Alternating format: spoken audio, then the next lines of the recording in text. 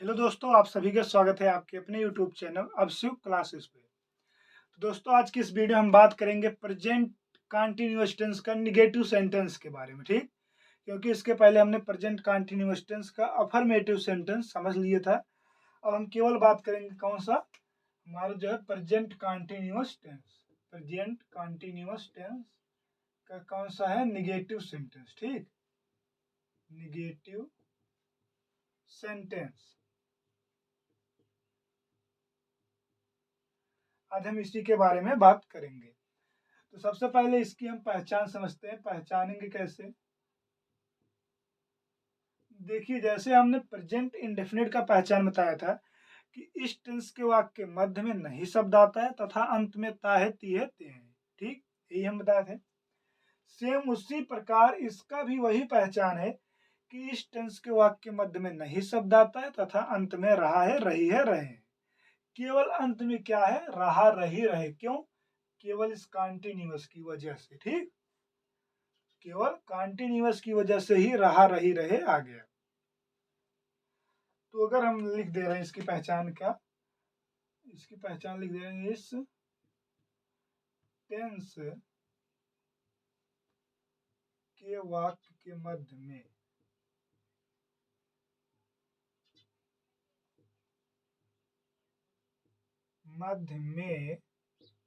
नहीं शब्द आता है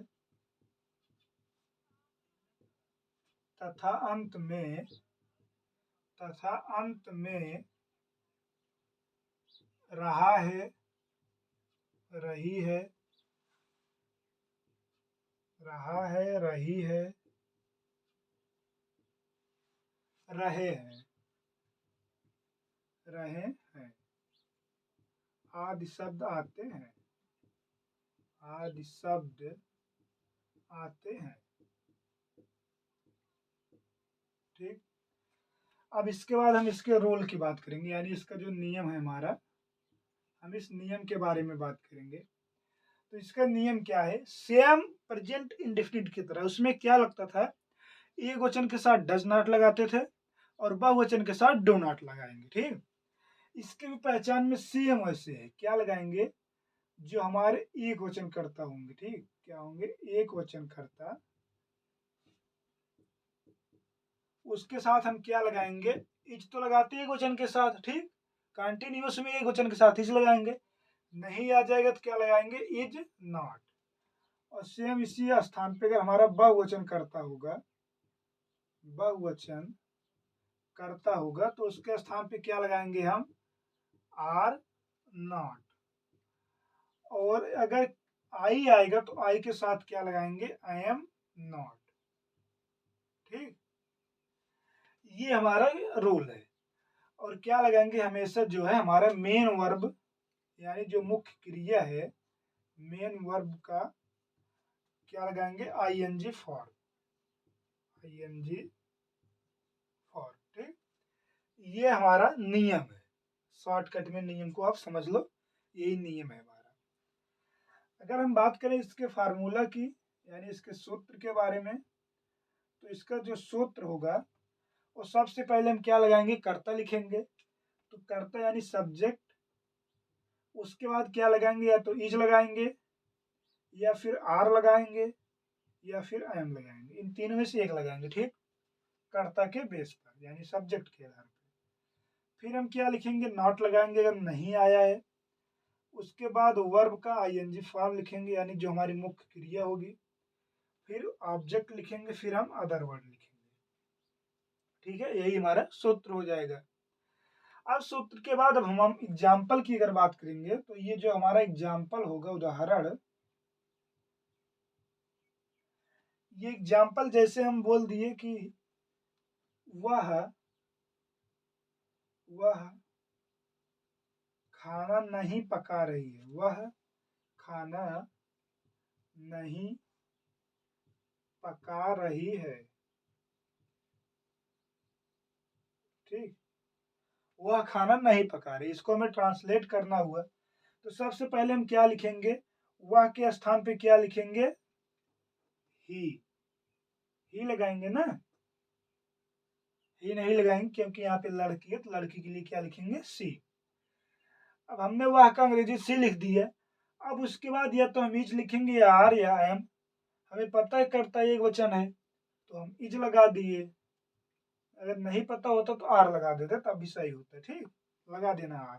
अगर एग्जाम में आ जाए तो आर आप लोग लगा के आना अच्छे से एकदम। सी इज, अब वो कर क्या रही है? पका रही है। पकाना क्या होता है? सीधे पकाना का लिख देंगे ना, सही रहेगा? नहीं, इज के बाद यहाँ पे नहीं शब्द आया है, क्योंकि हम देखो फार्मूला में लिखा है अगर नहीं आया तो हम नॉट लगाएंगे। इज के बाद क्या लगाएंगे? नॉट। अब नॉट के बाद वो कर क्या रही है? पका रही है। अब लिखेंगे पकाना क्या होता है? कुक। कुक मीन्स पकाना। और कॉन्टिन्यूअस है तो कॉन्टिन्यूअस से हमेशा क्या लगेगा? आईएनजी लगेगा। मेन वर्ब का आईएनजी फॉर्म हमेशा लगेगा, यानी आईएनजी जोड़ देंगे। क्या पका रही है? फूड, भोजन नहीं पका रही। ठीक, वह खाना नहीं पका रही। She is not cooking food. अब इसी तरह जैसे हमारा दूसरा एग्जाम्पल है, राम वन नहीं जा रहे हैं। राम वन नहीं जा रहे हैं। ठीक, अब अगर हम इसको ट्रांसलेट हमें करना हुआ तो सबसे पहले हम राम लिखेंगे। अब उसके बाद क्या लगाएंगे? राम के साथ या तो इज लगाएंगे या आर लगाएंगे। अगर कर्ता एक वचन है तो हम इज लगा दिए, नहीं शब्द आया तो नॉट लगा दिए। उसके बाद कर क्या रहे हैं? जा रहे हैं, तो जाना क्या होता है हमारा? गो। गो में हमेशा आईएनजी लगेगा, यानी जितने भी कॉन्टिन्यूअस आएंगे सब में क्या लगेगा? आईएनजी लगेगा। कॉन्टिन्यूअस पहचानेंगे कैसे? यहाँ पे रहा शब्द आया। गोइंग टू, उसके बाद कहाँ जा रहे हैं? जंगल जा रहे हैं, वन जा रहे हैं, तो वन का क्या हो जाएगा? फॉरेस्ट। ठीक, इसी तरह ये हमारा निगेटिव सेंटेंस खत्म हो गया। अब हम आगे बात करेंगे प्रेजेंट कॉन्टिन्यूअस का इंट्रोगेटिव सेंटेंस के बारे में। ठीक, तब तक आप लोग यही देखिए, मिलते हैं नए वीडियो में।